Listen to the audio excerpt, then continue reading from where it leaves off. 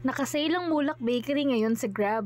Hindi nga nagpahuli ang mami nyo at ako'y nabudol talaga. Dahil naka 50% off at 4 na vouchers pa magagamit per transaction. Pero okay na ako sa 3 vouchers. Dahil 2 dozen lamang ang balak kong bilhin. Dahil dine out deals ito, ikaw mismo pupunta sa store para kunin ang iyong order. May pila na nga pagdating namin at halos lahat ka ay mag-a-avail ng Grab voucher. Kadarating nga lang din ang mga stocks nila. Kaya pinag-tablet ko muna si Chloe dahil medyo naiinip na siya sa pila.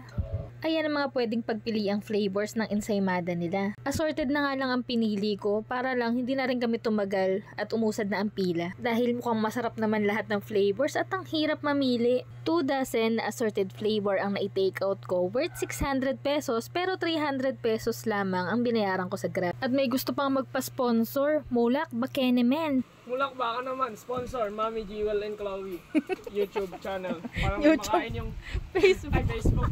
Facebook vlog, para may makain yung kapatid ni Mami Jewel.